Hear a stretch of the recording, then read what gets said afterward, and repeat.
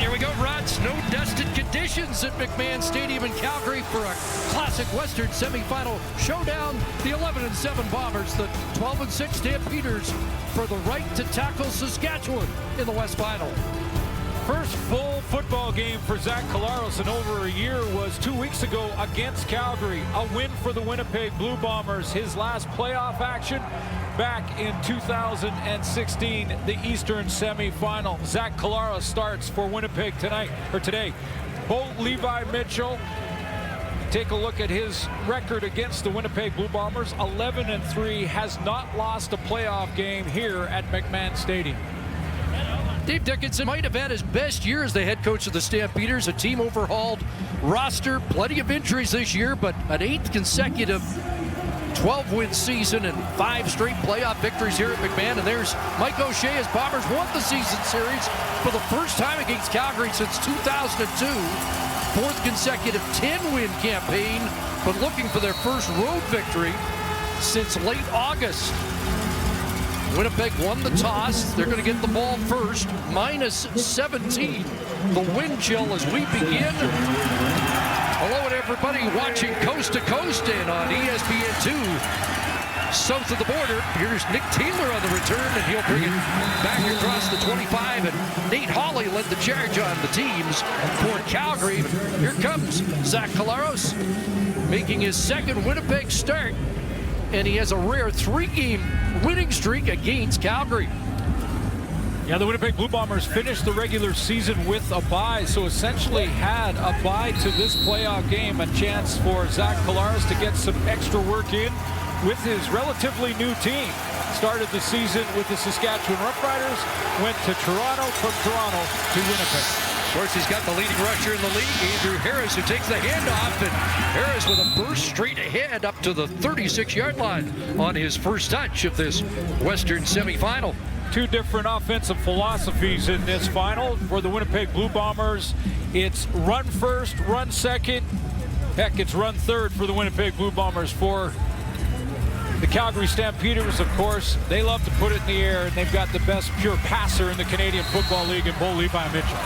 We wondered how often we'd see Chris Strebler today. Reports of a broken bone in his foot. That has not been confirmed, but he's in short yardage. Harris gets 9, and other short yardage they're going to throw, or will they? No, Strebler will carry the football and run for the first down. Did throw out of 2nd and 1 for a touchdown in a previous game against Calgary this year. Yeah, good quick decision by Strebler. Let's take a look at their starting offense. There's Andrew Harris, the leading rusher in the Canadian Football League, by a long margin, a large margin over Stanback in Montreal. The nominee for outstanding lineman for Winnipeg, Stanley Bryant at tackle. Cody Speller is back at center. Started the first half of the season there for Winnipeg. Well, this is interesting early. Chris Strebler stays in. Didn't practice Thursday after a practice on Wednesday. The Jets sweep to Janarian Grant. And Grant up across the 40-yard line as a pickup of 3. Leading rusher for Calgary isn't in the lineup. They've had to make changes on that side of the ball as well. So Deshaun Downey plays for Cordero Law on the defensive line. Corey Greenwood is back in the linebacking core. Came off the 6-game injured list and was having an outstanding season in the first half. And is this the last game in the CFL for Brandon Smith? He's announced that he will retire at the end of this season. Calgary hopes he has at least 1 more, possibly 2 more games. Goes 2nd and 7. Collaros hit as he throws, and it is incomplete off the edge. The pressure coming from Wynton McManus. Well, Wynton McManus will bump out to that outside linebacker. And once he's out there now, he's played in the middle when Greenwood was out, but he can widen now, come on more pressure packages for the Calgary Stampeders. Inside pressure too from Greenwood coming around the edge. Can't block them all, and Collaros lucky to get it out of there. Big early story. Terry Williams not in the game, the usual return man for Calgary. Short kick by Medlock, and it is fielded. 26-yard punt. Josh Hopp with the recovery and is able to advance it a few more yards after the no-yard flags come down. So Bo Levi Mitchell, 7-2 since returning from injury. Gets ready for his first series of the Western Semi. Lock it Justin Medlock, usually a reliable punter with just a 26-yard punt. And on the exchange, after the penalty, 11 yards the difference. And so Calgary will start in Winnipeg territory. The Bomber 52. And Mitchell has some time, going to air it out. Wants out deep and overthrows the intended target, but a flag comes down inside the 5. Mike Jones was trying to track him down. Looked like he got a little early contact just before the ball arrived with the push in the back. Winnipeg, number 16, spot the foul, automatic first down. So Mitchell comes out gunning. Best pure passer in the game. You can see the early contact. Sold a little bit by Josh Huff, but that contact drew the penalty flag. And that will put the ball on the 5-yard line. 47-yard penalty, Mike Jones. Calgary 10 times in the red zone against Winnipeg, 9 touchdowns and a turnover. And they hand it off. Don Jackson is drilled. Jackson Jeffcoat crashing down, short gain as we set the Stampeders offense for you. Well, since midway through last season, Kamar Jordan has been rehabbing a knee that was basically reconstructed. 5 days ago, got the medical okay with Eric Rogers out of the lineup. Kamar Jordan gets his first start in 14 months. There's Shane Bergman, the outstanding player nominee and Western All-Star for the Calgary Stampeders up front.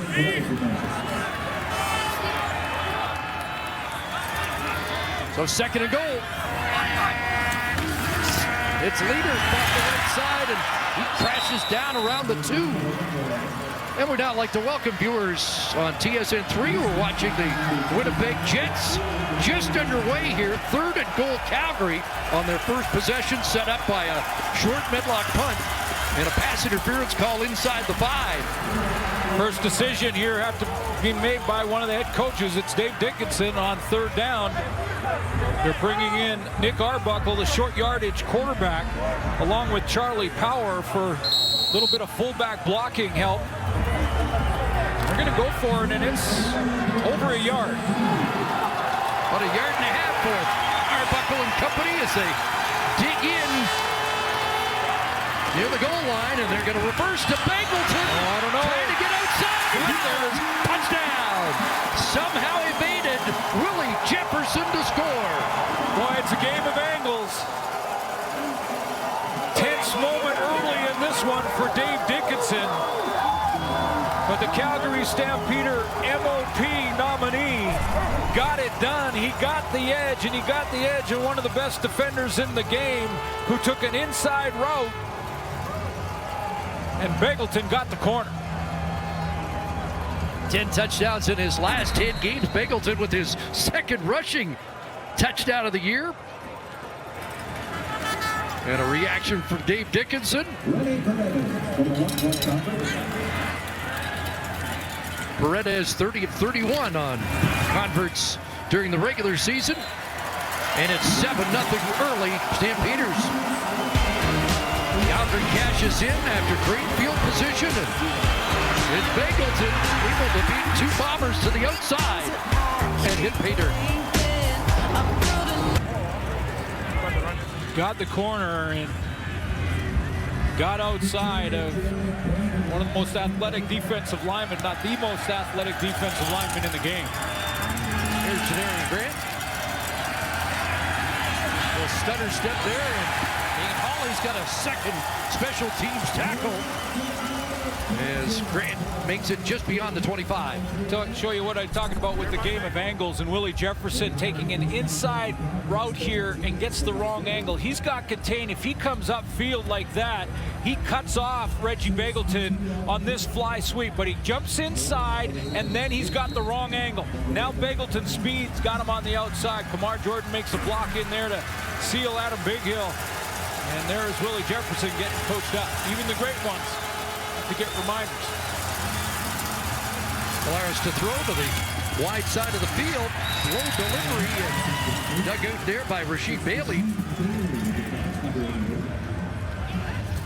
Kamar Jordan just trying to get comfortable again after 14 months in rehab. And watch to the right of your screen, he gets that key block right here on Adam Bighill. So that Bighill can't scrape to make up for the poor angle from Jefferson. Just a gain of 1 on first down, so 2nd and 9. 5 receivers out. Now Harris releases. And the pass is incomplete, intended for Darvin Adams.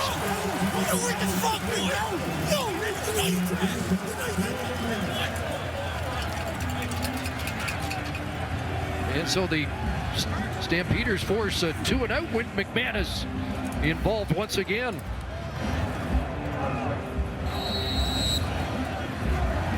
Field is tilted early. The Bombers on defense are going to have to try to make a play here to make a big play, possible turnover to try and flop the field.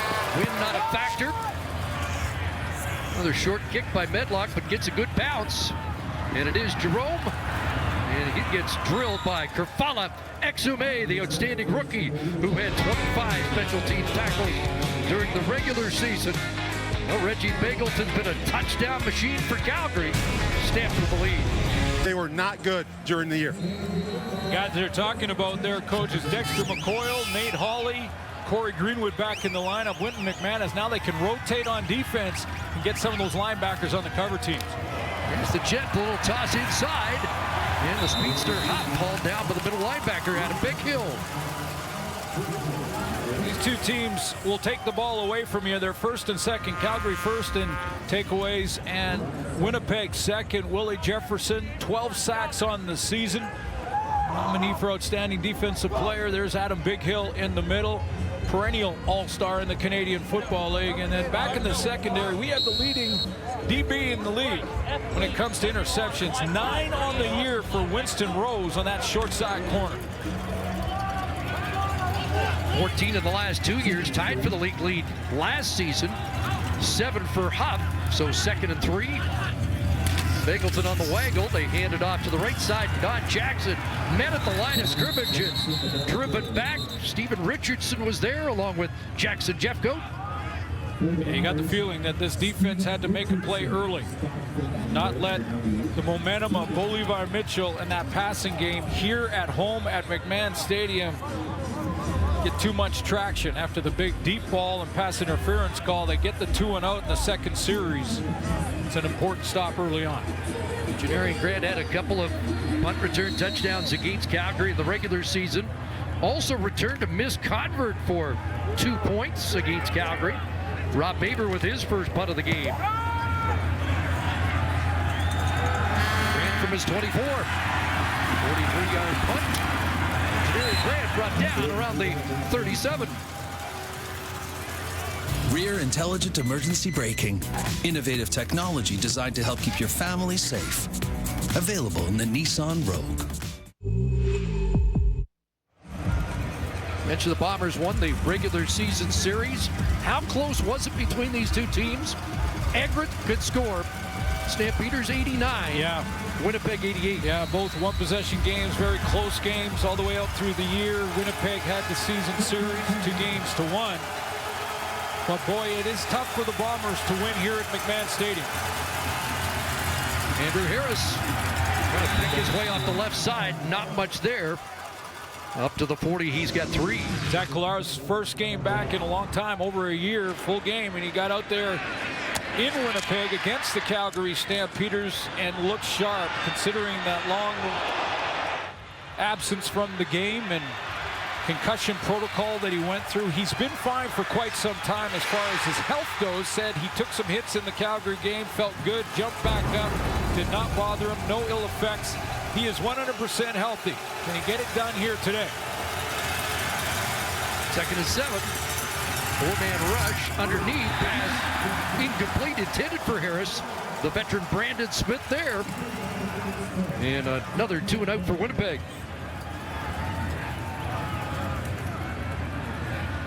Zach Collaros likes a quick passing game. Won't be surprised at all to see Andrew Harris get a few of his touches, maybe even a double figures in touches through the air in those little dump passes, almost extended runs. Medlock's last punt, 41 yards. Jerome and Josh Huffer back. It's a better punt. And it's Jerome at his 26. And he kicks it outside. Nice return for Lorenzo Jerome in place of the injured Terry Williams. Calgary football when we come back to the wet spot. Brings back memories of that Western final back in 1993 when 92, the Ice Bowl with Doug Flutie coming off the field with frozen hands. Up against Big Hill with the tackle. Well, Bo Levi Mitchell has the best winning percentage in Canadian Football League history in the regular season. Also pretty good in the playoffs and excellent here at McMahon Stadium. 5-0, has not lost a playoff game when he's played at home. And look at the touchdown to interception ratio, 13-1 when Mitchell gets a home playoff game. And what's scary is the Stamps personnel believe he's playing better than ever. I agree. I think it's his best football of his career since returning from injury. He missed 7 games this year. Arbuckle, short yardage, and off the left side behind Shane Berkman, the top offensive lineman for the Stampeders this year. Averaging over 300 yards passing since his return to the lineup. Missed 7 games when Arbuckle played, and Dickinson agreed. He said yesterday in our meeting that he feels like Bo Levi Mitchell's playing his best football of his career, not just this year. That's a career, as you know, Chris, with 77 wins to just 18 losses in the regular season. So back into Winnipeg territory, first down at the Bomber 49. And they called the draw with a flag down, and Don Jackson shook off the tackle attempt by Richardson to get it back near the line of scrimmage. Mercy Maston the tackle.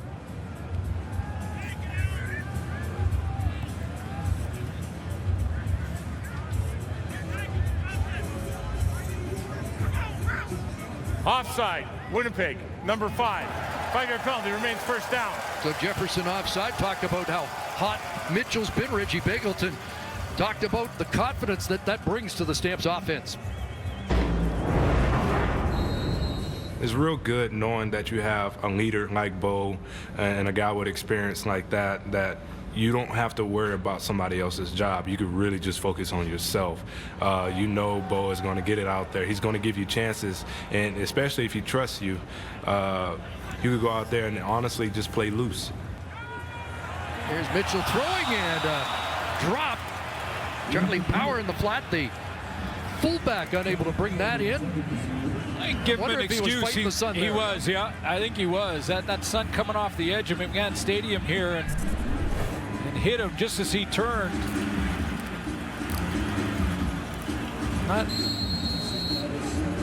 Maybe a little surprised he's not exactly a #1 target in this offense, but Dave Dickinson lamented yesterday and probably more dropped by this Calgary team than he's seen in a long time as well. So 2nd and 5. Jefferson lines up inside and they draw him off again. That's Mitchell with a staggered snap count. This is now. Did he move? Did he get one of his O-line moving first? We're deciphering that right now in the command center, giving the officials on the field some help here in real time. Procedure. Calgary, number 62. 5-yard penalty, remains 2nd down. So it's Nila Kazatani, the right tackle, who flinched first. Yeah, it was a staggered snap count by Bo Levi Mitchell, almost intentionally trying to call or draw the Winnipeg defensive line offside, but just a little bit of a rock back from Kazatani.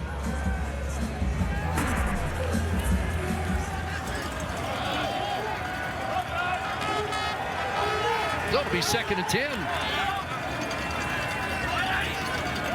Eagleton on the waggle. Mitchell looking the other way, wants Huff. Flag down, pass caught, which would be a first down. Let's check the flag. There's the confidence in Bo Levi Mitchell on the throw. He's got Huff on the outside, but he had Marcus Sales, the defensive halfback, cutting underneath that throw. Was confident in it anyway. Got it outside to Illegal contact on a receiver, Winnipeg, number 14. The penalty is going to be declined. Play resulted in a first down. Take the play, not the penalty. Flag on Marcus Sales. You see Sales underneath. He's almost surprised that Mitchell made that throw. 12-yard connection, first down. Bomber 36. Jackson inside. Shrugged off the first tackle and down to the 30-yard line. Pickup of 6 for Don Jackson. Stampeders have not had a 100-yard rushing game as a team in the last 8 games. No, this is a team that ranked last in the league running the football against the best run defense in the Canadian Football League, the Bombers. So Dave Dickinson, though, is still trying to get that balance in the offense. His play calling and involving Don Jackson. Don Jackson runs angry. He did that one on his own. So second and about 3.5. Short drop, quick hitter, caught. And Bingleton driven back by the Western All-Star Sales.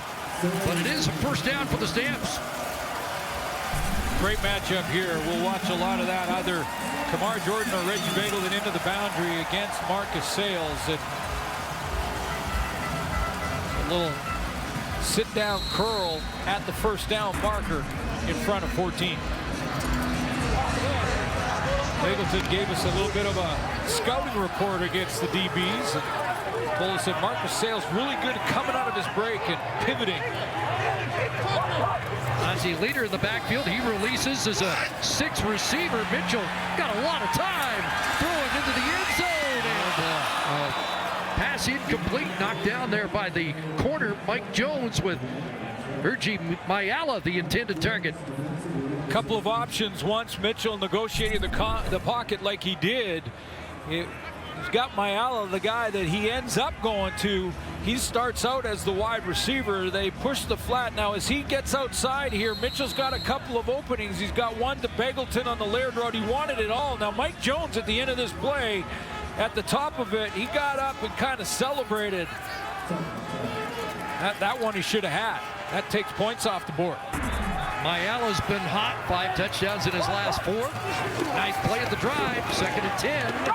And Mitchell downfield again. Simultaneous catch. Huff and Jones, and that'll go to the offense. The official's going to talk about it. No, same turnover. They give it to the defense.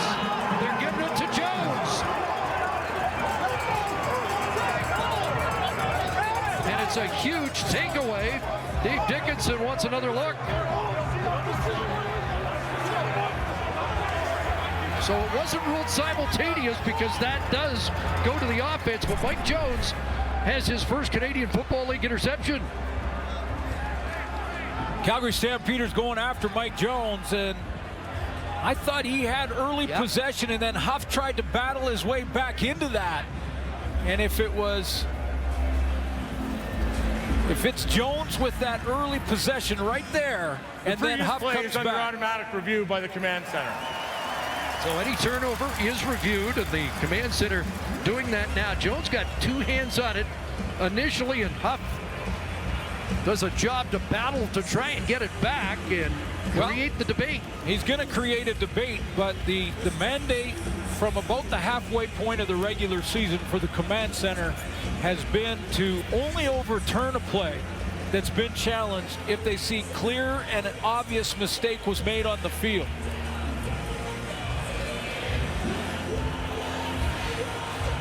But Huff is making it a tough call, isn't he? Sure is. Jones let one get away in the end zone, but comes back on the very next play, and let's find out if this one will stand for the Bombers.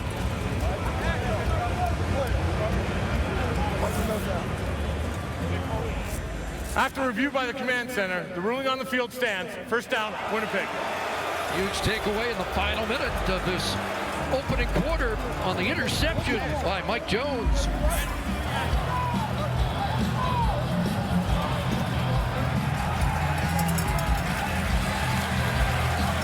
long field for the Bombers, but Calgary comes away empty.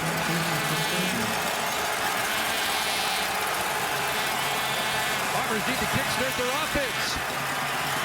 From his end zone, stretching it for Adams. Got it up around the 40-yard line. And Winnipeg's got its biggest offensive play on the final play of this first quarter. 34-yard connection, Collaros to Darvin Adams.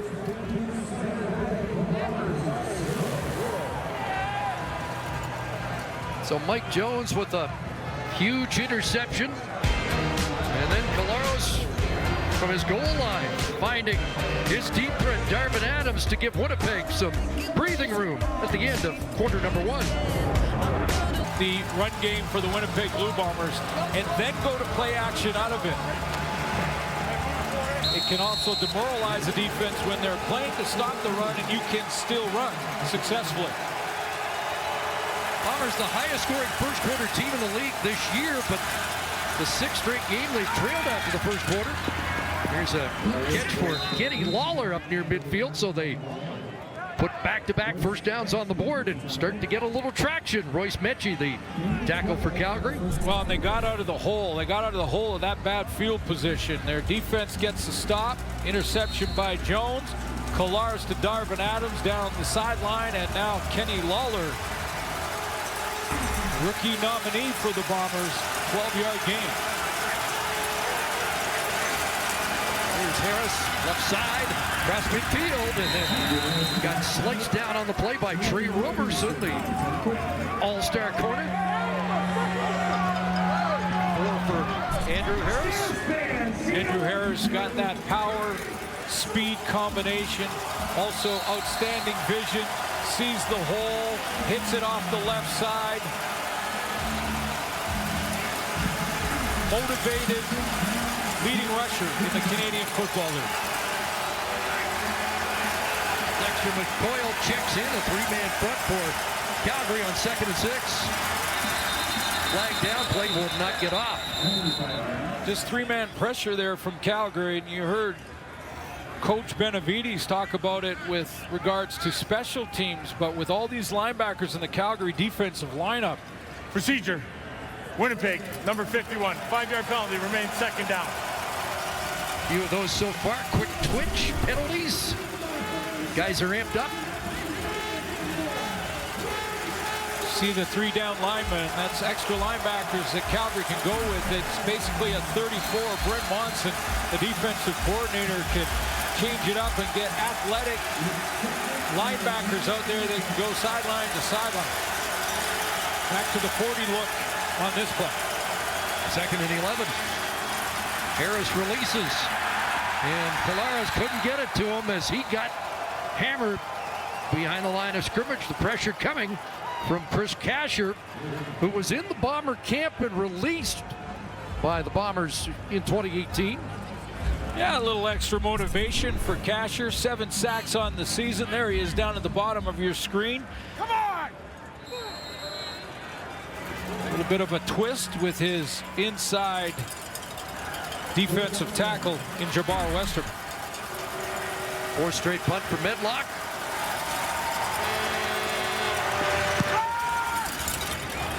Got some field position back there. Josh Huff. Flag comes down as Huff is dropped around the 25-yard line. Thomas Miles was downfield. We'll sort out the penalty when we come back to Snowy McMahon. The Stampeders for the first time today, as they'll start at their own 8-yard line.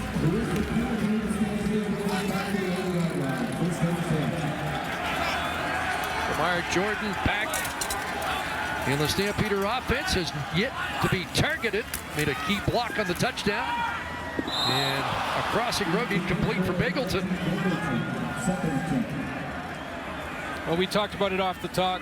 Lamar Jordan and just the peaks and valleys in his career. Just to be back after 14 months in rehab for a knee that had to be reconstructed. He admitted to us yesterday that you know, he's had to sort of learn a little bit different ways to run routes in just the week of practice. Big second and 10 play here.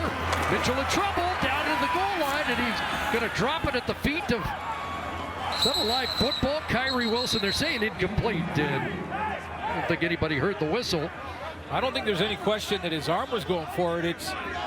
But is it a safety? Was that grounding the football from the end zone? I think that's what the Winnipeg Blue Bombers are arguing here. Was there a receiver there? It looked like it dropped at the feet of the right guard, Ryan Sevier. Let's just make sure, first of all, it's not a fumble. And it's not. It's a forward throwing motion right to the feet of Sevier. But nobody's in the vicinity. And it's... On the previous play, there was no receiver in the area when the Calgary quarterback dumped the ball or intentional grounding in the end zone. Therefore, we have a safety scored. So it is 2 points for the Bombers, and Stampeders will have to kick it away. Nobody was in the area who was eligible to catch that pass. Yeah, and if it's behind the line of scrimmage, then that's why the safety is awarded. If it's across the line of scrimmage, there doesn't have to be a receiver in the vicinity, and it's just incomplete. But there wasn't. Jackson Jeffcoat putting on the heat. Well, he's money in the playoffs. Last year, in 2 playoff games for Winnipeg, Jeffcoat had 4 sacks, 2 in each game. So big series for the Bomber defense, and it began with a penalty on the punt return against Calgary that backed them up. Lorenzo, you're high and outside. Riley, high and outside. Get to the middle.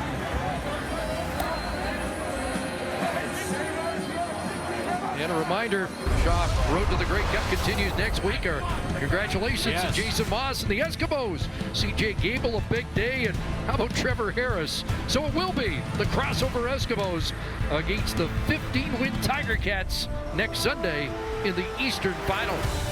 And apparently sold out Eastern Final. And the donut box.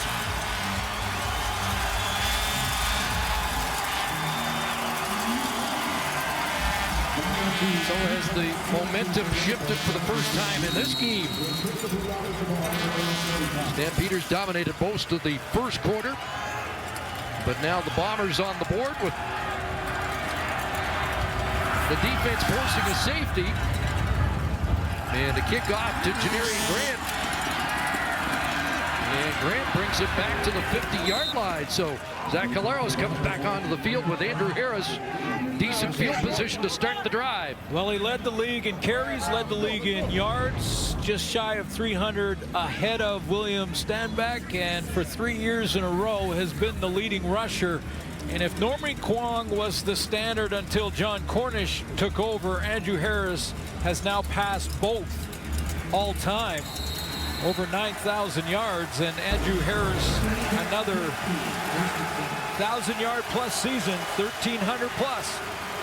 Best field position start. Nick Dembski got away, and Dembski able to advance for a first down, a 12-yard pickup, and looked like he almost broke that one loose. Well, they work in tandem. Dembski will run the ball from that slot back position more than any slot back in the league. In fact, Dembski in the regular season had 24 carries, a lot of them in that fly sweep look, but does a nice job on this run, just breaking tackles after first contact. 147 yards rushing for Nick Dembski, 543 receiving. A tough snap from center. Harris gets the handoff anyway.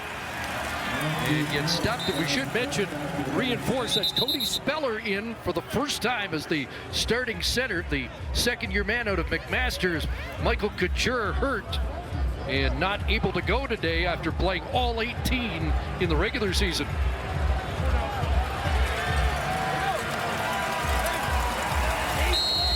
What does Calgary do to try and confuse the center? Because Cody Speller is the guy who's got to make the checks up front, make sure that offensive line are on the same page. 2nd and 8. And looking for Wolotarski. He's got the catch. And Wolotarski nearly got away. Had a touchdown in last year's Western Final and probably amped up because his Minnesota Golden Gophers had a huge win yesterday against Penn State. Yeah, it's getting to that time of year. Collaros with a nice throw outside. Now this is a guy who's going to use the whole field now. He's going to spread it out and take what the defense gives him. He got a zone look, so he got it to Wolotarski outside. Yeah, the alma mater 9-0 for the first time in over 100 years. Bombers go to double tight ends. And they fake the jet sweep, the direct snap, and Harris straight ahead down to about the 27 as 3 more. All that police might want to go back to that jet sweep look. Yeah, because it looked like Kenny Lawler had something if they want to make that handoff. That direct snap to Andrew Harris changed things up a little bit. Different look for Winnipeg. You know both these teams will make some adjustments, even though they've played each other a ton in the last few weeks. And Boyle back in, 2nd and 7. 2 for 6 on these conversions. Pressure coming, and Collaros hurried the pass. It's incomplete. Brandon Smith with the halfback blitz. They can do that, Chris, because Dexter McCoy, late pickup for Calgary, and an excellent one by John Hufnagel, can cover. He can cover and play man-to-man, and he does that down here at the bottom. So that means you can change it up and not only send your linebacker, you can send a halfback and maybe confuse a blocking scheme. So that time it's Brandon Smith going, and Dexter McCoy, who had a pick in Calgary's last game in BC to wrap things up, on the field there to cover Andrew Harris. Well, here's Medlock from 34 yards out. Splits the uprights, and it's a 7-5 game. Mike O'Shea's club bouncing back. And every football player has their journey, their story. Been up and down for Beagleton, and he's had to show some patience to get his name up there with Alan Pitts and Dave Sapungis. Was cut in 2017 and brought back by Calgary. Had a 3-touchdown game against Winnipeg earlier this year. Here's Jordan with the catch. And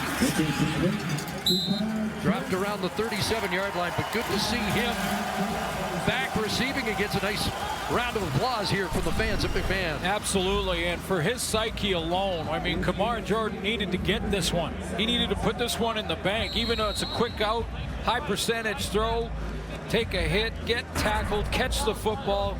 Now that one's behind him, and he can move on and just be the Kamar Jordan we're used to seeing. Last year was on pace for about 1,800 yards receiving. So second, looked like they were in the 5-yard restraining area. Mercy Maston was on the blitz, but jumped the gun again. These the 2 least penalized teams in the league. Offside, Winnipeg, number 36. 5-yard penalty, remains 2nd down. But 2nd and 2 and lots of options for Calgary after that penalty.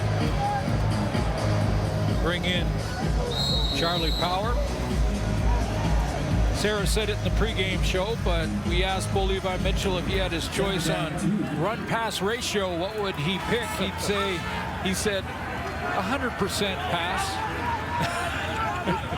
We know he's not likely to run the football. This is the 7th rush of the game. 9 passing, 7 running, and Don Jackson's got a first down. Bo Levi Mitchell has 2 carries this year for 4 yards. Yeah. They came in week 1. But yet, the Calgary Stampeders often lead the league in sacks allowed because of his recognition of defenses. He reads quickly, and they haven't really had a run game to speak of. I mean, they've had to rush by committee with Romar Morris, Kadeem Carey, Don Jackson. Ante Leader started a couple of games. Terry Williams has worked through that, who's a scratch today. 15 yards, 7 carries so far. Mitchell with time. And that one batted down. Kyrie Wilson, the weak side linebacker, got his mitts on it. Just drops out of there and almost shows like he may come on a blitz here and then drops out of it. number 19, to the left of that goalpost and gets underneath the throw here. It looks like he's going to jump that crosser, but see, he leaves it and goes to that open area. Go 2nd and 10. Jordan on the waggle. Far side, and he short hopped that. Another knockdown.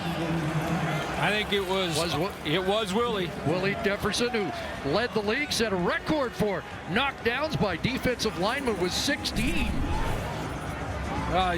He's so good at it. He's lined up over here to the right side of the offensive formation. And Kazatani's working on him. He holds him at the line of scrimmage, but that doesn't mean the play's over with Willie Jefferson. He's got that great wingspan, and he gets another one. So May for the boot. Here's Grant at the 25.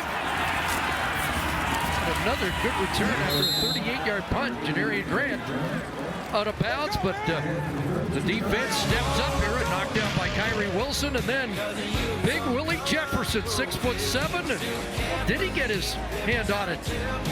An incompletion to Huff. Bomber football. Defensive ends inside, you see pressure. Both groups doing a great job of defense. Back up to the warm box upstairs. Way to go, Coach. Hey, you know, Bo Levi Mitchell told us yesterday that Winnipeg, part of the best team in the league that he faces, making adjustments defensively as the game goes on. Harris, not much there. Stopped at the 45-yard line prior to that play. Bombers have 102 yards of offense so far. Calgary's been limited to 56, and Andrew Harris slow to get up.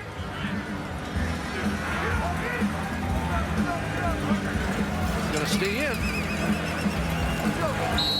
2nd and 8 coming.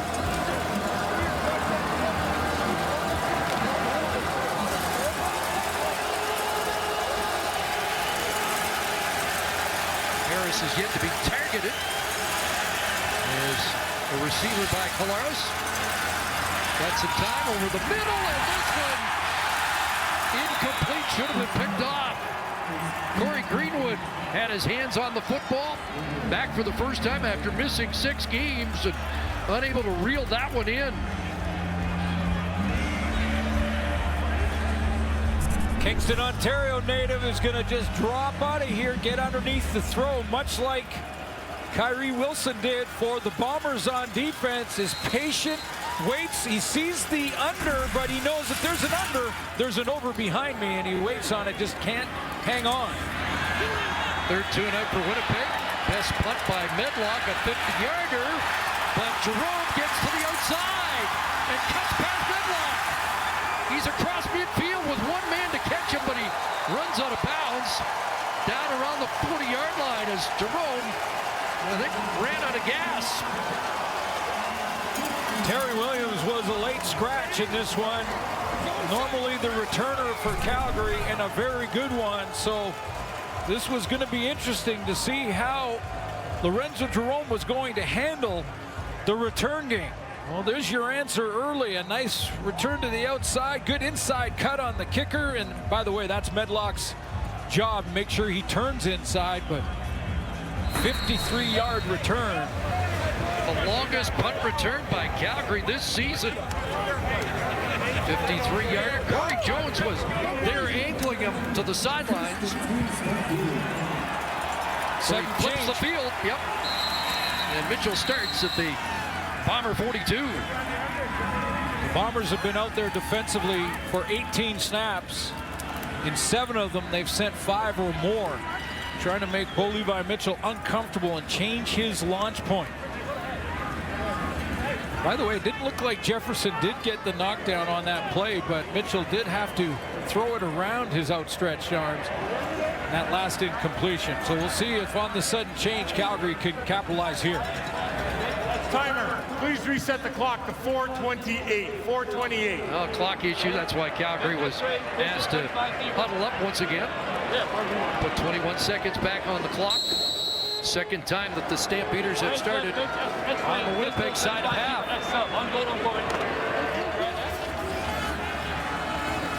Since 1990, Winnipeg 5-26 here at McMahon.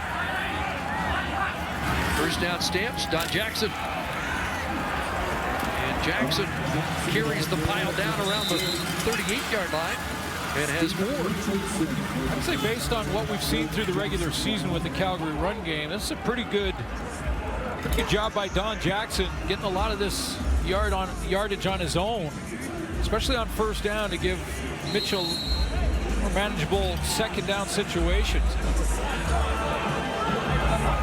Feels like Dave Dickinson's determined to make some inroads on the ground. Keeping that balance in there. Second and 6.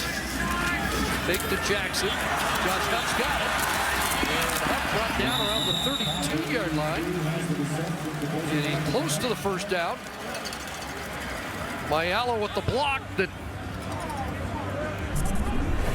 will create this survey on whether or not he's got enough. Huff comes in and then shoots right back out to that same short side. Nice block on Winston Rose by Mayala, as you mentioned. 3rd and inches. Big second half of the season by Hergy Mayala. Was it ever? 200-yard games in his last 5. And we're coming up to 3rd and inches, but we've hit the 3-minute warning, so we'll step aside. 3 minutes to go in this defensive struggle at McMahon. First game, that was some Eastern semifinal. Eskimos over the Alouettes. 3rd and inches here. Nick Arbuckle in on the short yardage. He'll plow ahead for the necessary distance. And while they move the chains, congratulations to Acadia, Montreal, McMaster, and Calgary. Final 4 in U-Sport football. Dinos winning here yesterday against the University of Saskatchewan on a... My Huskies went down. On a snowy field here in McMahon. Laval and Western losing at home. And if you had that on a bet, you've got pretty good odds. Don Jackson, big hole. And his best run of the game, it's a first down near the Winnipeg 20. Yeah, I love it. It's like switching to southpaw for Dave Dickinson and the play calling to just continue to involve the run game.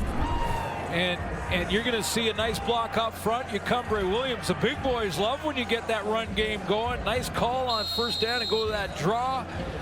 Inside handoff. Yucumbre Williams with a big block to open up the hole. He just pushes Stephen Richardson right out of the way. To the 21, so 9 for Jackson. 2nd and 1. Back in Arbuckle. Now it's a first down. So they're making some inroads on the ground. It's also a bit of a message, don't you think, Chris, when you come into a game, everyone's talking about the #1 run defense, the Winnipeg Blue Bombers, and Calgary doesn't run the ball. And for Dave Dickinson to say, you know what, let's just see. Let's get Don Jackson in there. We may see a little of Monte Leader as well, more of a power back as this game goes on. But I like the play calling, and the balance is there for Calgary. Breaking some tendencies. Another gunslinger back. 1st and 10. Second red zone of the game. He's got Pangleton inside. Kicks it inside. Touchdown, Reggie Pangleton. And that's what the balance gets you. The balance gets your quarterback a split second more to throw the football, and it opens up holes in the linebacking core. Play action to Don Jackson. There's the hole because the linebacker steps up to stop Don Jackson. That was Kyrie Wilson. Now he's in a chase position, and Pangleton, with his speed, gets there. 3 touchdowns against the Bombers 23 days ago here, and now he's got 2, one on the ground and 1 by pass to increase the Stamp lead. Sudden change on the big return. Special teams. Convert from Paredes, good. 14-5 the lead. Reggie Begelton's become a Canadian Football League star in 2019. Oh my! No! It's cold out here. Usually get a linebacker dropping, but Wilson steps up here. Begelton on the curl, right in behind him. That's what the balance in the run game will give you. Bo Levi Mitchell, fake it to Don Jackson. He's got the linebacker up and the hole right in behind him, and that's where Begelton will sit down. Well executed, ball is right there on time, and then Begelton does the rest. 6-play drive, 42 yards after that huge punt return by Lorenzo Jerome.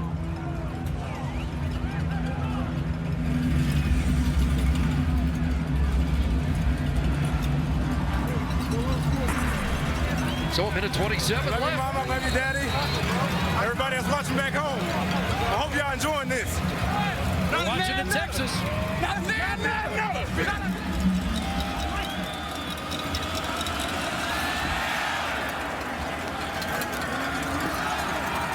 Here's Grant. At the 35, he gets stuffed. Nate Hawley's been leading the charge in that department all afternoon long.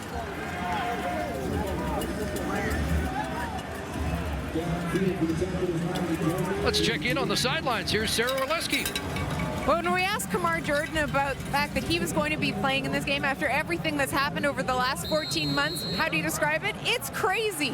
Certainly nobody, including himself, expecting for him to be able to play this season. A big boost, though, for this club because they can't just key in on Reggie Begelton. You have to respect Kamar Jordan as well. One of the things, though, to keep an eye on when it comes to his knee, they are wrapping it on the sidelines. As I mentioned, it's very cold out here. With the heating pad, when he comes off sometimes, try to keep it loose, but something to keep an eye on going forward. Yeah, and I've noticed that they're not playing him every snap. Kamar Jordan occasionally will come out on first down. Now, first down has been a rundown here this afternoon for Dave Dickinson, so they're just keeping it warm and keeping him fresh because he's in the lineup for Eric Rogers, and Eric Rogers is playoff. He's money. Strebler on second down, and Strebler got that first down with authority after the 9-yard run by Nick Dipsky. The tackle on the play by Jamar Wall, and Strebler to the sidelines, and back comes Collaros. Critical final minute here of this first half for the Bombers to close the gap. Not only good to see Kamar Jordan make that first catch, but also that first block. Yeah, Reggie Begelton's first touchdown. 6 receivers out. Collaros finally dumps it off underneath to Harris, but with McManus closed quickly on him. Nobody downfield for Collaros to spot. So the first catch of the afternoon for Harris, the 5th different receiver for Collaros, but nobody's got more than one. 2nd and 7. That one got over the middle. Mechie was there, and it is picked off. McManus got it on the tip from Mechie, but it might be pass interference against the safety, Royce Mechie. Yeah, I'm wondering if he got there just a little bit early. Missed the last game of the regular season.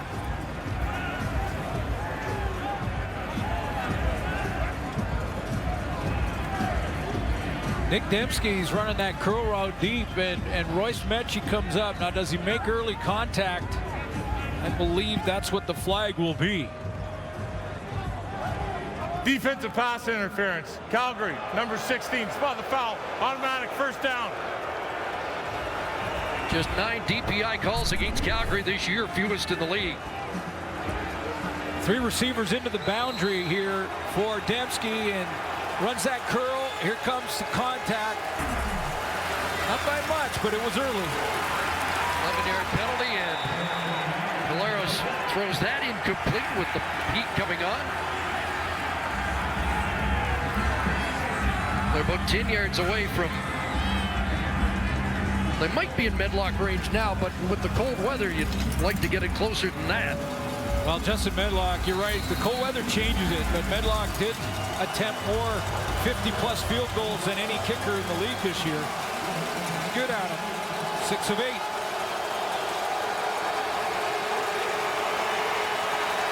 Bombers thinking about more than 3, though. 2nd and 10. And Polaris over the middle, incomplete. Unable to connect with Darvin Adams. And so do they try a 52-yarder?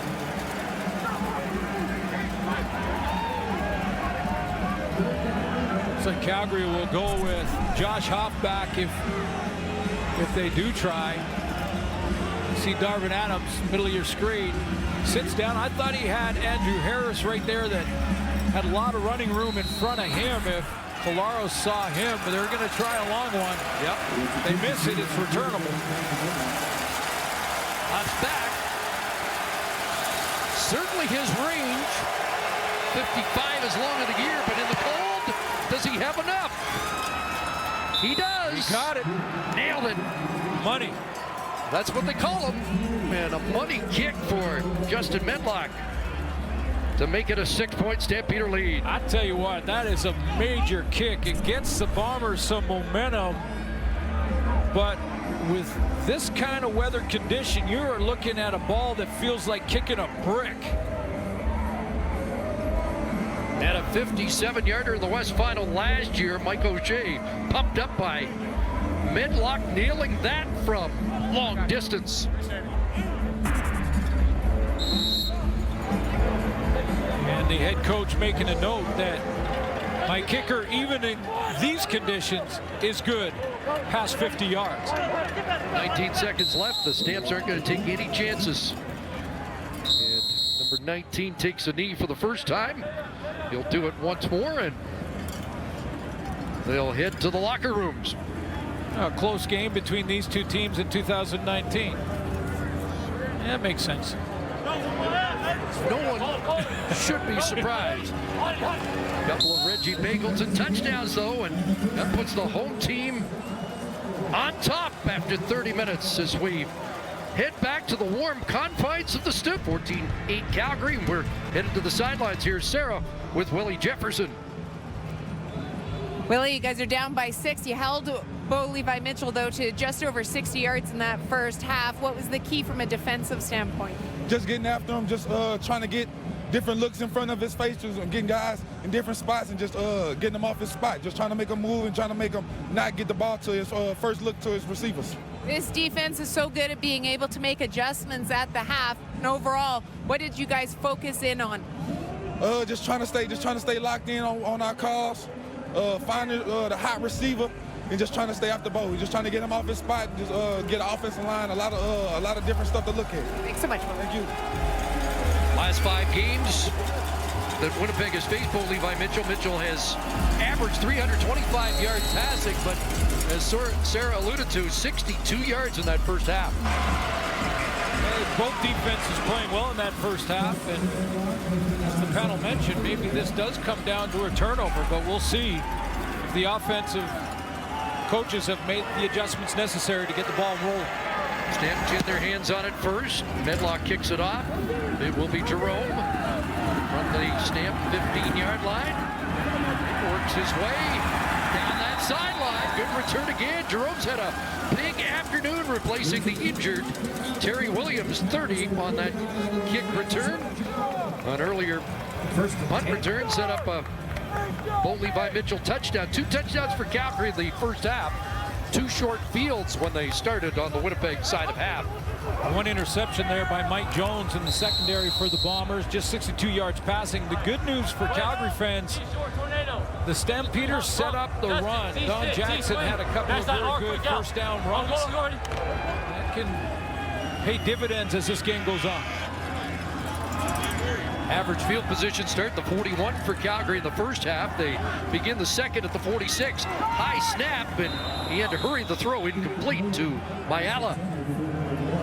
See, Willie Jefferson told us that one of the things that the Bombers talked about was finding the hot receiver. Mitchell recognizes defense so well. He saw Adam Bighill coming. There's the hot receiver. That one didn't get there. But Kyrie Wilson, he's the guy who got the reminder that time. I've got to take the hot receiver. 2nd and 10. to the near side. Mitchell was looking that way. Downfield further, skips it into the feet of Sindani. So a third 2 and out for Calgary on the opening possession of this third quarter. Now more pressure from the Bombers. Again, Jefferson at halftime talking to Sarah saying, let's get Bo Levi Mitchell off his spot. You don't necessarily have to get the sack. The sack is a sexy stat, I get it, and it's one that we track and talk about quite often, but if you can get a quarterback uncomfortable off his spot, as Willie said, you can be successful. Here's Grant flagging down that good one, and huge hit. That's Nate Hawley and Riley Jones, Lorenzo Jerome all down field in a hurry. Oh, yeah. By the way, Nate Hawley had 3 special team tackles in that first half. Well, let's take a look at special teams work. Rookie and special team nominee Nate Hawley. First contact, Lorenzo Jerome, who had the big return. I see you at home. My family. Combined for 100 tackles, both defense and special teams. Morales gets into the wide side. Wolotarski with the second catch and a first down for the Bombers. Well, what's the answer to this question, Chris?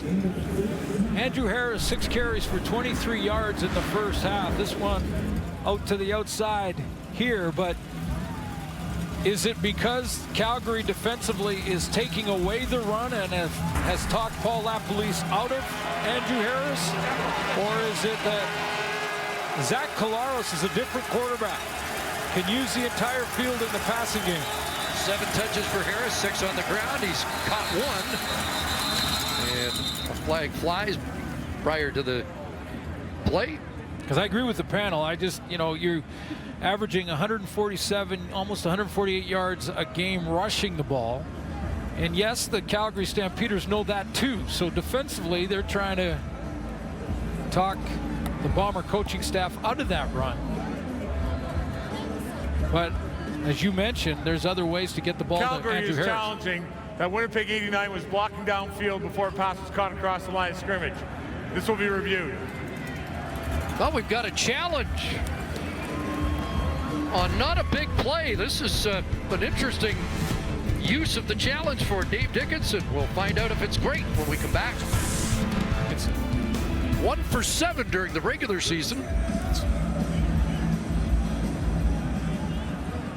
After review by the command center, the ruling on the field stands. Calgary is charged with their first timeout. I'm just, it's a strange challenge because of the timing in the game. I mean, we're early second half, midfield, first down play. It's a 12-yard play. And a 12-yard play to use your one challenge, take a chance there is risky. Clearly doesn't want to see Winnipeg get any early momentum here in the second half. I guess, but they get some here. Harris with his best run right to midfield. A first down carry of 13 for number 33. Even if you're Dave Dickinson, you believe you're going to win that challenge, I still don't like the timing of it. That's one you put away for something really important in the fourth quarter, usually. Because if you lose it, you don't get another one. Still shaking his head on that one. Yeah, will he wish he had it back? Chris Strebler comes into the game. First and 10 at midfield for the Bombers. Dibsky, they take the end around. Strebler's going to keep. And Strebler, tough guy to bring down, but he'll get gang tackled after a carry of about 3 yards. 726 rushing yards for Chris Strebler during the season. Filled in for Matt Nichols. Matt Nichols started the season, of course. The Bombers were 5-0 the first 5 games of the regular season under Nichols. He was injured, but had them at a 7-2 record. That's when Strebler took over, went 3-5. Until Collaros started the last game of the regular season for him. Sack back in on 2nd and 7. 4-man rush. A little bit of time, but nobody open. Now the throw, and it's caught by Harris.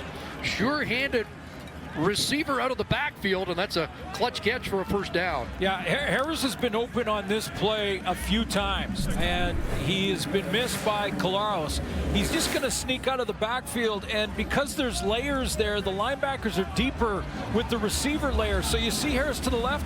He's been open like that a couple of times looking for the ball. You give him the ball a little earlier, if you're Collaros, he can turn around, get his shoulders headed downfield, probably pick up another 10, 15 yards. 17 catches for Harris. It's 3rd and inches here.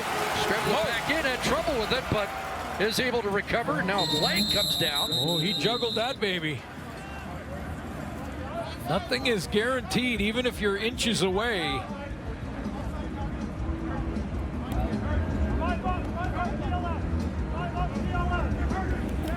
Offside, Calgary, number 45, 5-yard penalty, becomes first down. Dexter McCoy was offside, so it didn't matter, but this could have been a very anxious moment for the Bombers. Yeah, early on in the game, Sarah Orleski talked about both teams focusing on protecting the football and ball security, and well, that was a close one for the Bombers. And again, Strebler stays in after getting the first down. Little change up for this Calgary defense to deal with. Fake to Harris. Strebler trying to get outside, does. And pounds it down around the 34-yard line. Royce Mechie makes the tackle, but 7 more for Strebler. Usually a quarterback reads this play and will ride the running back here with the ball in his stomach and then pull it if he sees defensively what he wants to see. I don't think Strebler was reading anything there. He was faking it to Andrew Harris and taking it around the corner. 2nd and 3.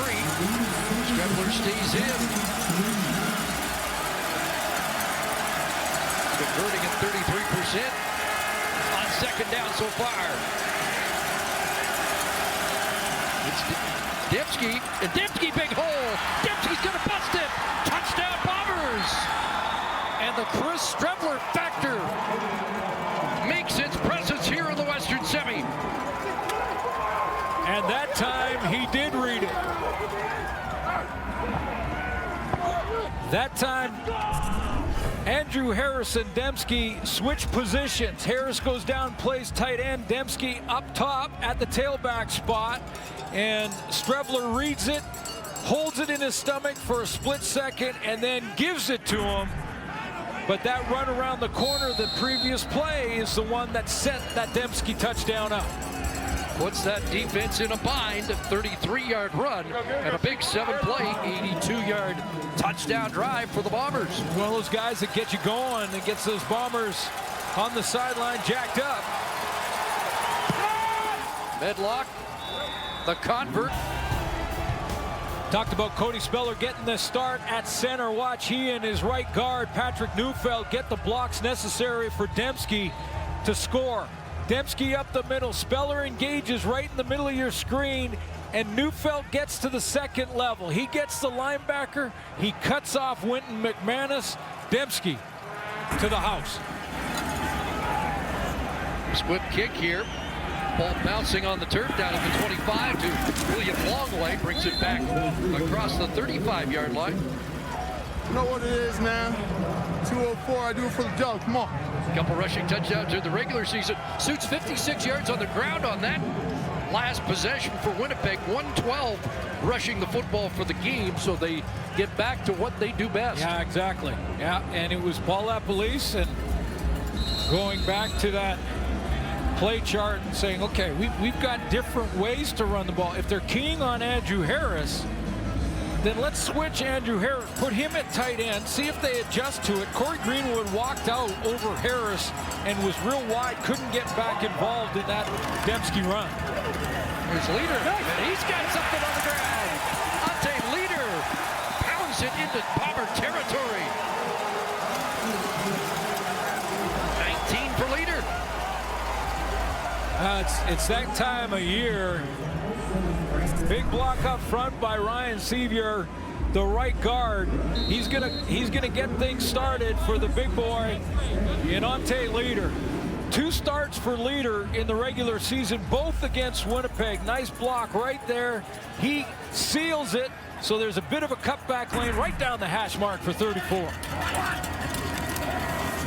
Back to leader this time, nothing doing. Jackson Jepko crashing down to drop him for a loss. Well, you mentioned that you're not going to see Bo Levi Mitchell run all that much, if at all. And the defensive ends, they know that. So they're not going to try and make sure that they're in super contain mode on the backside of this play fake. They're just going to go and play the running back. And if Bo pulls it, they'll live to play another down after that. Richie Hall, one of the great coordinators, and making the adjustments on the fly and giving the opponent different looks. Loss 1, 2nd and 11. Don Jackson now into the game. And Mitchell looking for Jordan, incomplete. Winston Rose was there defensively. And Calgary's kick team has to come on. Leader in the league, great communication between he and Marcus Sales. They've been a great combination into the boundary. And basically, as soon as Winston Rose sees that out route from the slot inside, he jumps Kamar Jordan on the curl. If there's an out, there's an in. If there's an under, there's an over. That's the way offenses work. So Maver to punt, trying to back up the Bombers. But a short punt, Grant fields that and runs across the 20 back to the 25-yard line. And flags fly at the end of it. We'll sort it out. When we come back, Bombers lead by 1. Penalty against Eric Metzalira at the end of that play for roughing. And here's a catch for Lawler, and he's into Calgary territory. Got bounced out at the Stamps bench around the 49-yard line. Let's go to the sidelines, and here's our coach, Mike Benavides. Well, that last drive, the Winnipeg Blue Bombers did an outstanding job in personnel and formation. It had the Calgary Stampeders confused and matched up the personnel. So when you look at that last drive, it was fantastic what they did on the Bomber side, and they got that big score, 82-yard. Great job on that one. There you go, Coach. Too cold for the best today, but the Peaky Blinders look is working for our coach on the sidelines. Yes, sir.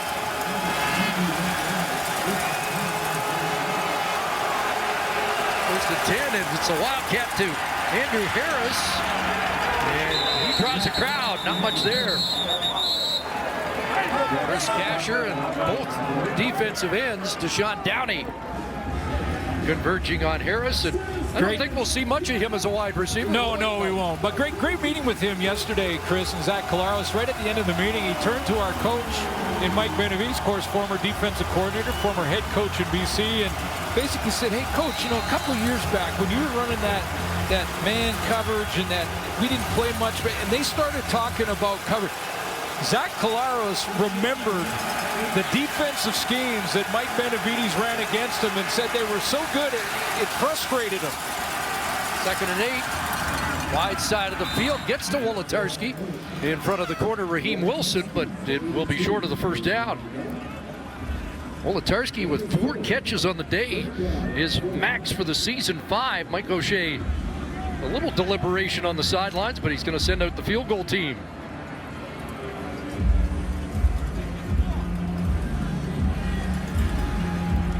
No, it's going to be the punt team, excuse me. So they went 52 the opposite end of the field. This tells you that either they're playing the field position game or there is a little bit more of a factor than we can tell. Yeah, I was going to say, I think that's the case. And off the side of his foot. Will there be a return a little bit, then a big hit? Oh boy, that's going to be a late hit. I could hear the whistle up here.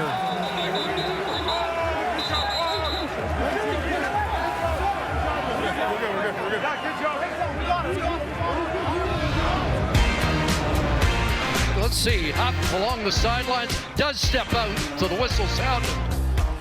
But Thomas Miles didn't hear it. Tomorrow. 11th hour of the 11th day of the 11th month.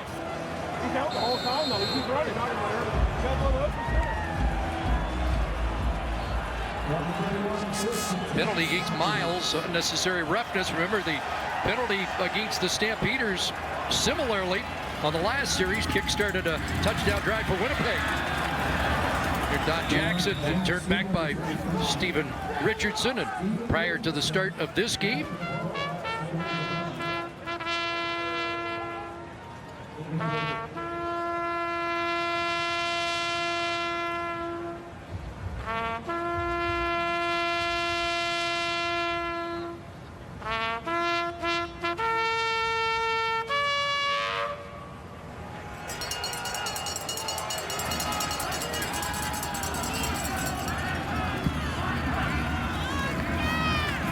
Second and 6, one pump, and now deep.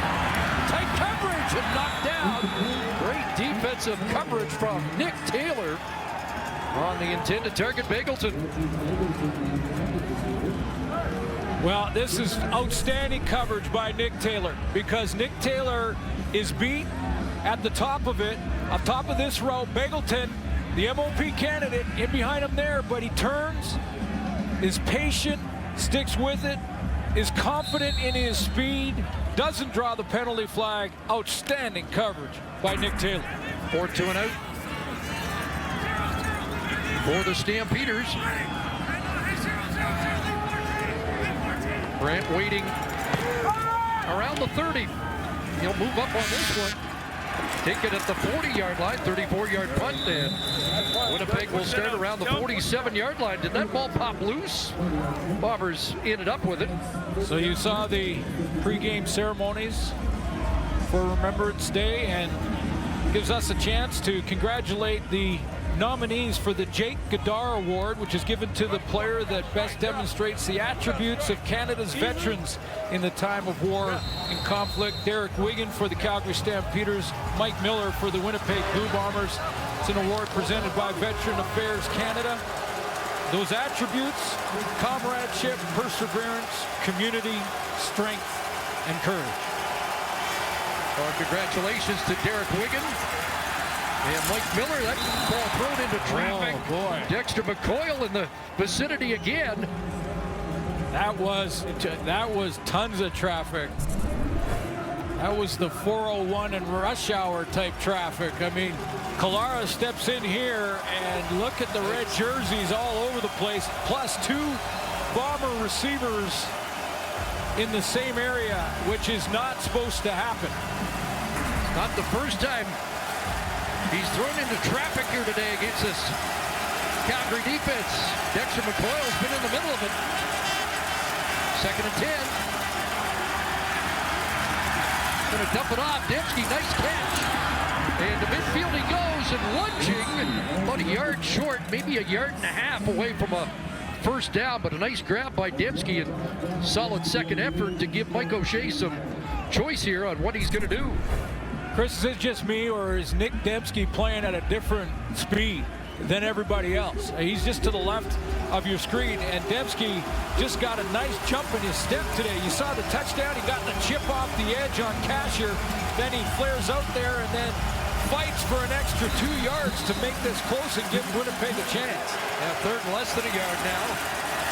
Strebler back in under Cody Speller, and they'll follow him for the first down. I mean, Dembski's had a very good season. I mean, he's 543 receiving yards. It just looks to me like he's got a nice bounce in his step. He's not going down by the first tackler. First half, big run up the middle, and then the touchdown run. This season been targeted 69 times. By the way, that's the same amount of targets as Darvin Adams for first on the Bomber list. Bombers the only team without a 1,000-yard receiver. Dembski was 5th among Canadian receivers in the league this year. Strebler once again stays in after getting the short yardage first down. Fakes the toss. It takes off. And Strebler takes the hit, but is down inside the 45-yard line. Good first down production again for 17, playing with a bad foot or ankle that has kept him out of practice. And he gets up with a little bit of a limp, but it's pick your poison for the Calgary defense, because Andrew Harris flares out and Strebler now can run up the middle. And once he gets the ball under his arm, I mean, we're talking about a guy that becomes a tailback. So what do? It basically freezes you. You've got the leading rusher in the league flaring out with that fake, Dexter McCoyle jumps on that, and then he has to try and rebound, come back in, and get to Strebler in the middle. One way that Brent Monson can stop it is to run blitz. In other words, take all the gaps in the line of scrimmage and just blitz them. If you go play action, though, your back end's in one-on-one in that scenario. Strebler again, first down run, crashing down to the 35-yard line. They've had the ball for more than 4 minutes extra over the Stampeders in this third quarter, and they've taken the lead heading to the fourth quarter in the Western Semi.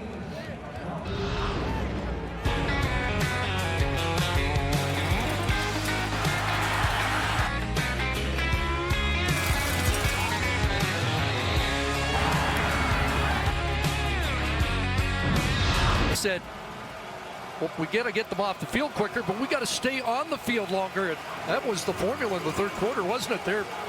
This offense is staying on the field, and Richie Hall has cracked the code so far in the second half against the Calgary offense. I don't remember a quarter covering Bo Levi Mitchell's career that he had 0 passing yards in a quarter. I don't remember it ever happening. Strebler stays in, first down. He's going to keep the ball again. And this time they're waiting on him. Jabbar Westerman cleans up. Mike Rose there as well. And that Stamps defense trying to fire itself back up. Now this adjustment makes sense. Remember when Coach Benavides talked about the linebackers added to the roster for Calgary? Helps them on special teams, can put them in a 30 front a couple of times, 3 down linemen, 4 linebackers. But it makes them a little bit lighter in the backside too. So the Bombers counter with Strebler and Andrew Harris and Nick Dembski in the run game. Alaris back in, 2nd and 10. Here they come. Got it out of his hands quickly and incomplete. Trying to connect with Rasheed Bailey. There's your blitz. Sorry, Chris. There's your run blitz. There's your Calgary. Brent Monson saying, that's it. Even if it's 2nd and long, if they pass, we're in blitz. If they don't pass, we've got all the gaps canceled. We're just going to take the gaps and cancel them so that there's no run lanes for inside. Kalaris is back in there. He tries to go over the middle. Man-to-man from Deshaun Amos. He's right in the hip pocket of Bailey. Medlock surveying his 3rd field goal of the game from 42 yards out. It's a big one. And he squeaks it in. And it's a 4-point Bomber lead. 13.5 minutes to go. Winner goes to Saskatchewan. In every game this year, the Stampeders have led by at least 9. Even the 6 games they lost, they led by 9 here, 14-5, but now trail with Mitchell going to work, setting up the screen for Jackson. And he's brought down around the 37-yard line. Drake Nevis there. I talked about the passing game and the lack of it in the third quarter. That's Eric Rogers, who was very close to getting back in this game. He had an ankle injury, went right down to last couple of days of practice. Just money in the playoffs. 8 touchdowns in just 3 playoff games for Eric Rogers. That's almost unheard of. And a 1,000-yard receiver this year for Bo Levi Mitchell. Now, Kamar Jordan's a great story. But coming back in your first game in the cold off a reconstructed knee is a tough situation to be put in. Dave Dickinson really didn't have a choice here.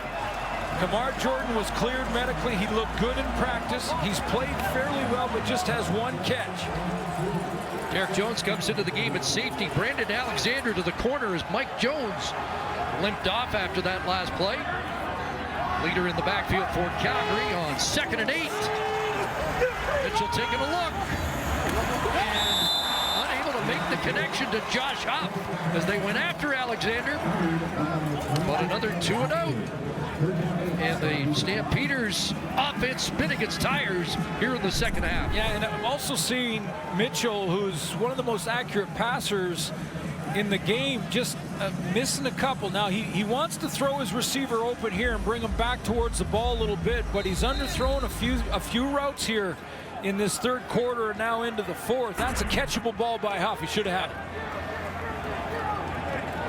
Fourth punt of the half, 3 2-and-outs for Calgary. And Maver not deep. Grant, it's going to be a 15-yard, no yards. Yep. Lorenzo Jerome was there, but Janari Grant gets loose. No. And now it's a foot race, but he drops the ball. And it's tagged down, and Grant's fortunate that penalty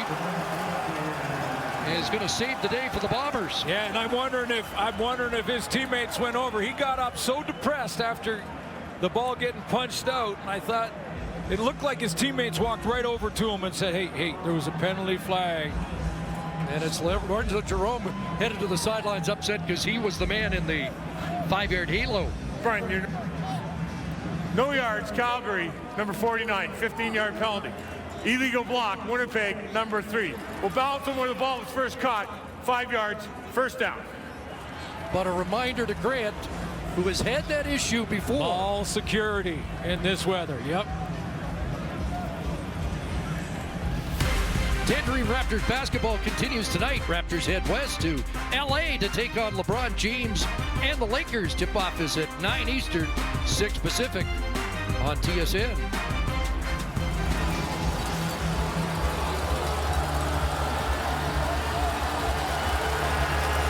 Every possession so important now. Bombers start, at their 41. Start on the ground to Harris, and he is surrounded, doesn't get back to the line of scrimmage. Dexter McCoyle's become a huge part of this Calgary defense in a hurry. Derek Wigan with they first contact. And they figured out their gap responsibilities on defense. That's about the third play in a row now. They've shut down the run after the Dembski touchdown. 33-yarder. Bombers 6 for 17 on second down conversions. 2nd and 12. Four-man rush. Collaros looking for Adams. He's got him behind Trey Robertson and Darvin Adams. Touchdown, Winnipeg. A silencer from Collaros. It's a 71-yard connection to Darvin Adams. Trey Robertson was second in the league in interceptions. Tries to play the ball here, but Zach Collaros has just enough on it to get it to Darvin Adams. Just enough to get it over the hand of Trey Robertson. A 71-yard touchdown throw from Zach Collaros to Darvin Adams. Biggest play of the year for Adams. Previous long was 43, but the Bombers' deep threat gets loose at the best possible time.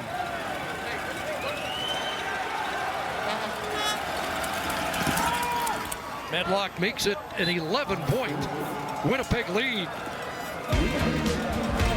Not even 5 minutes into the fourth quarter, but the Bombers expand the lead as they go deep.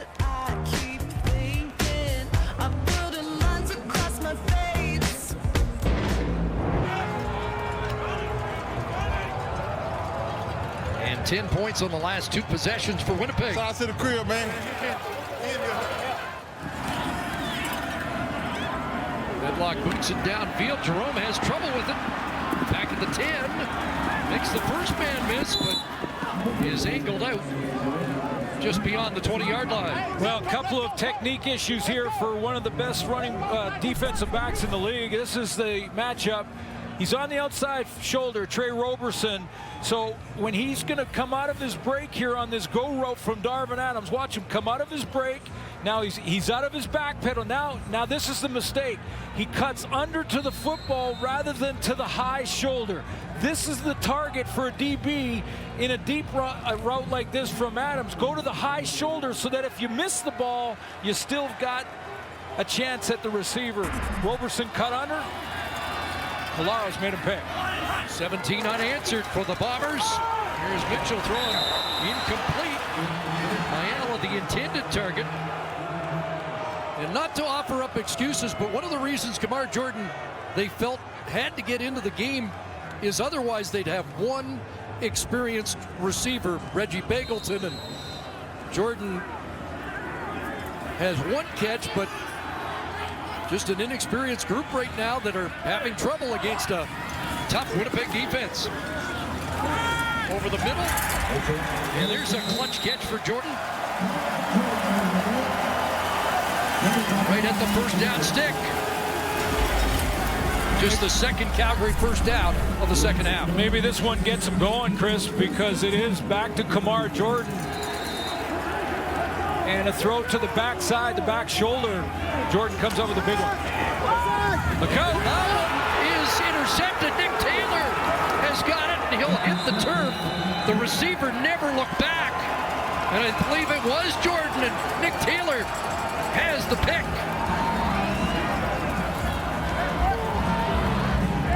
Well, you can see by the reaction from Mitchell that he thought his receiver was going to bend this one in to the hash mark, and Jordan went straight down the field with it.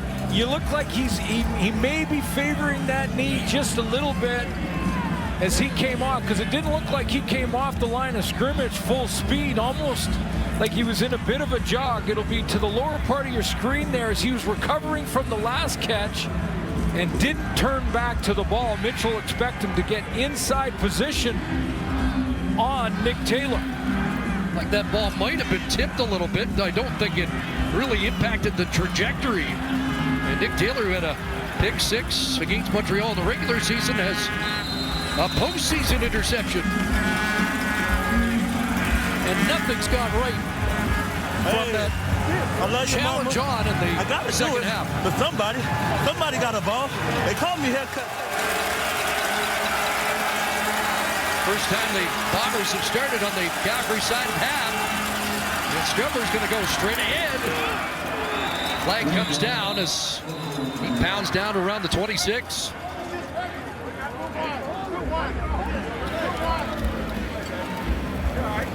Well, either way, gutsy effort from Kamar Jordan just to get back in the lineup with Eric Rogers Holding, not available. Winnipeg, number 62. 10-yard penalty remains first down. But we've seen it many, many times, Chris, and this is not an excuse, but we've seen it many times where a player coming back from an injury, even an injury like a 6-gamer or a 4-gamer, and you're coming back, that first game back, you're still not quite there, not quite to gain speed. And Kamar Jordan's coming back in a playoff scenario. Didn't even start practicing till Wednesday of this week. Exactly. Been running on the field here for only 2 weeks. Cody Speller called for the hold, so backs it up to the 44. Polaros hands it off on the draw. And McCoyle steps up on Harris. Right now, Calgary could use a turnover. Well, they need to force it, but for the Bombers, the great 1-2 punch is being created here at the quarterback position. Zach Collaros with a couple of good throws. That long one to Darvin Adams, of course. But the combination of he and Strebler running have really been the difference in this second half. Trying to contain Strebler and Andrew Harris, Nick Dembski in the run game when he's had his opportunity has been a real challenge for the Calgary defense. And then they have to go back to facing Collaros.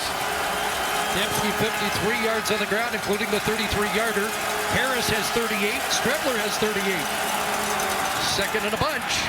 Harris makes the first man miss and then gets driven back. But in field goal range, and Calgary had to limit it to that. Corey Greenwood stepping up.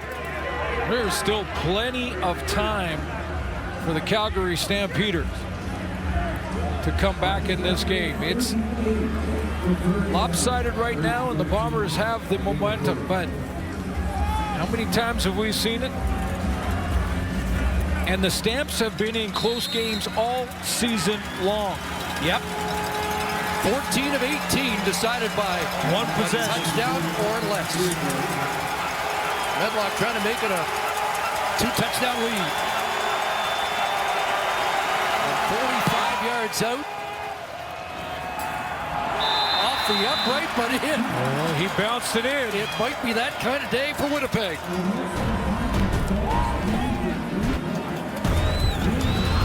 Adding to his remarkable comeback story with more to the sidelines. Here's Sarah.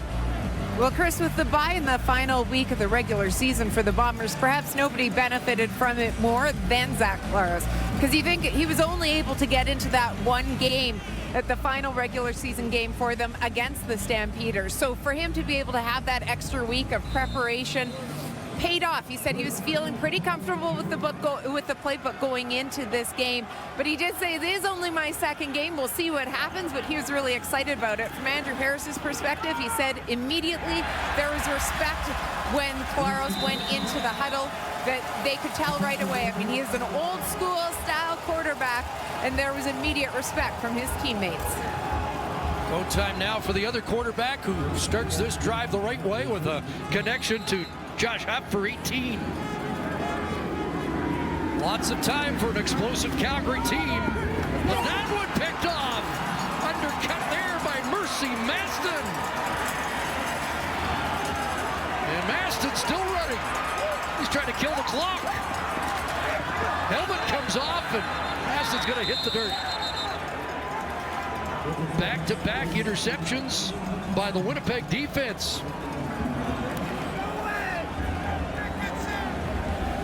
And Maston wants a souvenir. Well, that was a throw that Mitchell wants back because he threw it into coverage. I mean, there was a couple of Bombers that had a chance. 3 receivers into the boundary here. Go ahead and run it, guys. And you'll see. The play was blown dead as the returner's helmet was pulled off, which is a penalty for unnecessary roughness on Calgary. 15 yards from the end of this play, first down. I mean, it was Maston up top. Kyrie Wilson underneath had a look at it, and Winston Rose was sitting on it if Maston didn't get there. I mean, this was a throw where, you know, the last one we could say that Kamar Jordan came out of that break and didn't cut inside. That last one was on Bo. That one has these cold Calgary fans headed to the exits. And it's Strebler. Got a crease. Chris Strebler to the corner. Touchdown. 24 yards to pay dirt. And Chris Strebler has the Bombers pointed in the direction of Saskatchewan.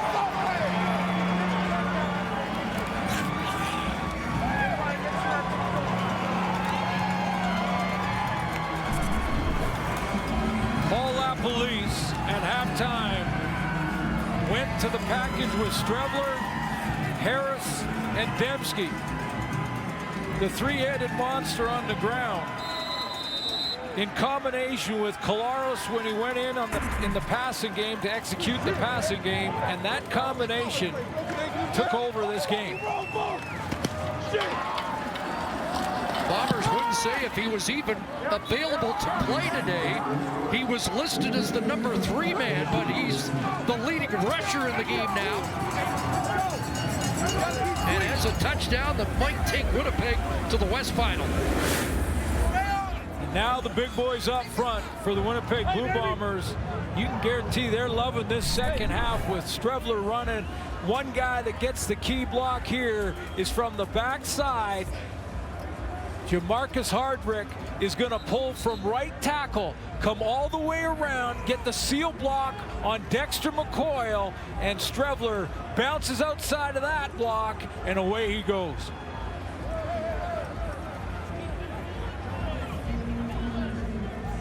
"30 consecutive points for the Bombers, and they have a 27-0 lead in the second half with just under 6 minutes to go. Now there have been some reports, not from the team, but some reports that Strebler is playing on a broken foot. Let's go. He talked about his injury, and he was in warm-up early on today when he first came out. He was showing limping on that foot a little bit, but in the warm-up, probably after a little freezing, not temperature freezing, but numbing the pain, he looked a lot better. Rome on the return, spun down at the 38-yard line, and Stampeders come back on offense, and again, they've been shut out here in the second half. This would be the first loss ever for Bo Levi Mitchell in a playoff game here at McMahon Stadium. And that mountain that the Bombers have had to climb, you go back to 2011, they've only won here twice. And both those games for Calgary were games that didn't matter because they were in November when they'd already locked up playoff position. Up the catch. I don't remember the last time they wore all red pants and jerseys. Oh, you've got a theory. But when they came out today, I wasn't sure that was the right call. I don't think I've ever seen numbers like that. I don't care what weather it is, but for Bo Levi Mitchell, under 50 yards and a half. Don Jackson. Big hit, but he bounces off. Brandon Alexander, and away goes Jackson. And he looked pretty good in all red there, didn't he? Trying to put some light back in this Calgary attack with a 35-yard run. Great individual effort. That's really what this is. I mean, he gets the blocks to get him to the second level up front. There's a couple of nice blocks there, but this is just outstanding individual effort. Bounce off that first tackle attempt, outrun the angles, get outside. Go down to the Winnipeg 25. Go. Mitchell got that away. Mayala up to get it, and he'll get tagged down at the 16-yard line, just short of the first down. Monte Leader gets one of them. He's the back in the tailback position with Mitchell. He gets one of them, but he can't get both. He's got the more dangerous up the middle. And now it's up to Mitchell to get it out of his hands quicker. First catch for Mayala. Josh Huff has 6 of the 12 completions for Mitchell in the game. Takes a couple of looks and nearly picked off again. Maston had a shot at his second in as many series. And it'll be 3rd and 1. We're deep into the game now. Kamar Jordan is just not quite there. It's been a heroic effort in a lot of ways, but not quite there.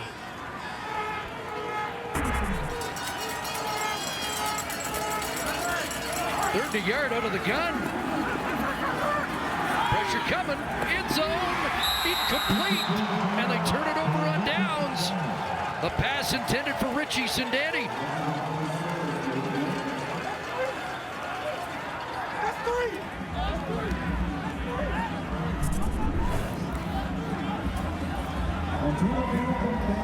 Well, the obvious comment is how much this Calgary offense missed Eric Rogers.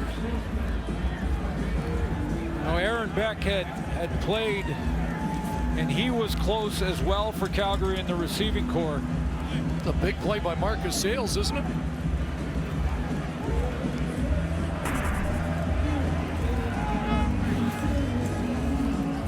John Hufnagel has always had the right formula. They've been in the Grey Cup game the last 3 years, but are running out of time here to make it a 4th straight. And the one they really wanted, the chance to win at home here at McMahon in 2 weeks' time. 3 straight turnovers for Calgary. And Harris ahead. What a second half it's been for the Bombers, one of the biggest in Winnipeg Blue Bomber history. Game of adjustments. Paul LaPolice went to the run game. Densky up the middle. His 33-yarder working off the run game package with Chris Strebler. Collaros in the deep throw to Darvin Adams. Second deep throw of the game for Collaros to Adams, but that one for a touchdown, and Collaros' first touchdown in playoff action. And then most recently, Strebler around the edge. 165 yards rushing, 193 yards in the air. And it's been a tandem. It's been a long time since we've seen a tandem utilized like this. This is really old school stuff, isn't it? Old school, but a formula that's worked nicely. And let's give a ton of credit to that Calgary defense led by Richie Hall. Or excuse me, Winnipeg defense led by Richie Hall. 2nd and 5, Harris again. And that will be a first down. It's going to take more time off the clock for the Bombers. Calgary taking the last time out before the 3-minute warning. They'll get another stop of the clock after the next play. We're going to require measurement here. And Mike O'Shea might have a decision to make here if they're inches short.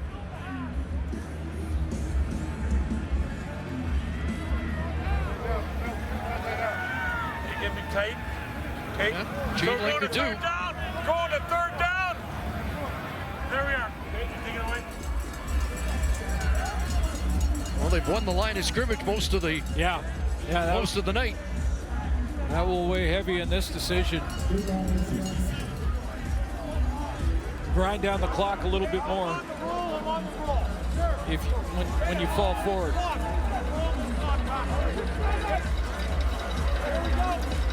We'll say this about the season for Dave Dickinson. It's been really, I think, one of his best years as a head coach, and he's had great years. And certainly his most challenging. Without question, and that's why. I mean, this is a guy who's 53-17-2 as the head coach of the Calgary Stampeders in regular season play. Dribble ahead. You know, he didn't need much, and he's got it. And when they unpile, they'll move the chains and they'll call for the 3-minute warning.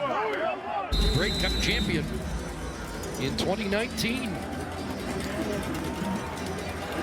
Unless there's miracles up Dave Dickinson's sleeve with under 2.5 to go.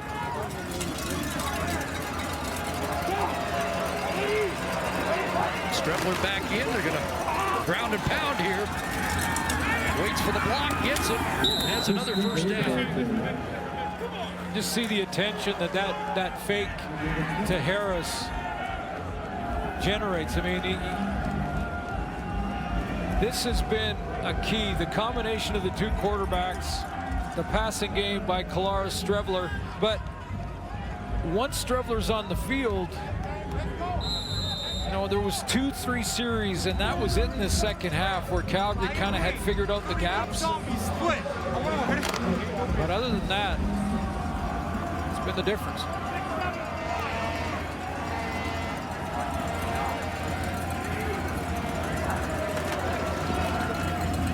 And Harris again.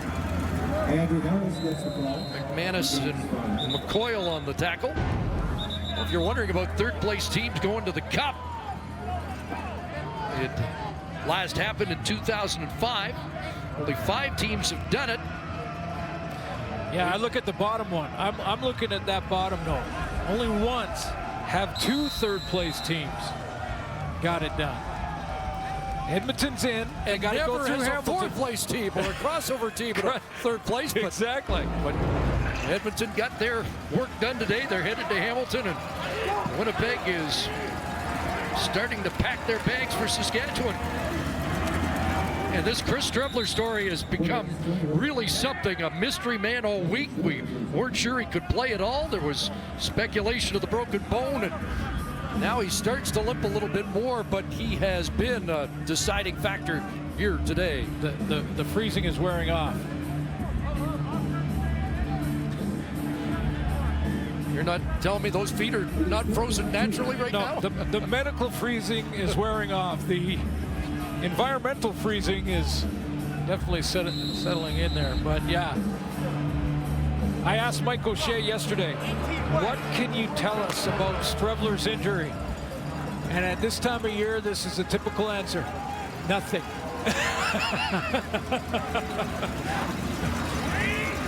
Third down and a yard. Streveler's got that. They're up to 193 yards on the ground here. All right. How rich is this matchup? All right, here we go. Saskatchewan. The Bombers are on their way. There's what they did head-to-head.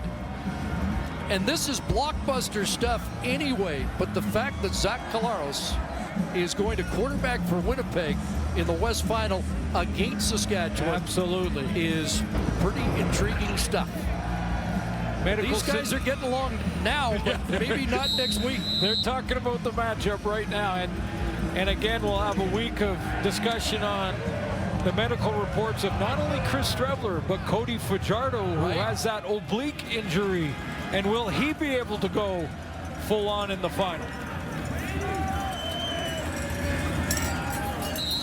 Clock draining.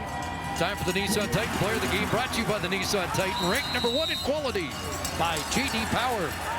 Well, we're going with the combination, the two quarterback system, and it's been a while since we've seen a real potent two quarterback system. Collaros in the passing game, Strebler in the run game. That was a big one down the sideline. The two quarterbacks for the Bombers are our players of the game in this one. Bombers heading to their second consecutive Western Final.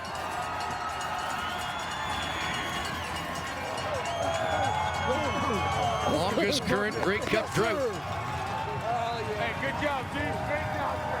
They need 3 wins. They've got one here. A huge hurdle today at McMahon. Knee down, game done.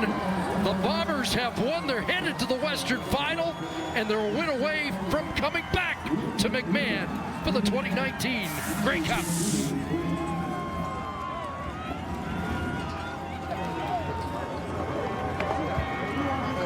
Hey, good job with that, man. Good job. Great comeback story for Zach Collaros.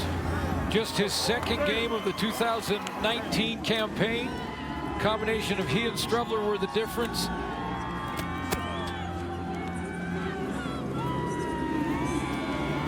Congratulations on a great Calgary season. Very, very challenging Calgary season for Dave Dickinson.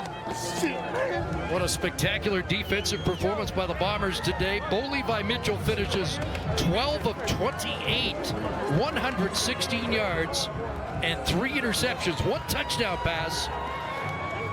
And just one special congratulations on an outstanding career. This will be it for Brandon Smith. He has said he's retiring at the end of this season. This will be his last game in the Canadian Football League. Outstanding. Pro. 174 regular season games. This is 19th postseason game. Went to 6 cups. Lots of post-game analysis coming up on SportsCenter. So it will be the Edmonton Eskimos headed to Hamilton in the Eastern Final.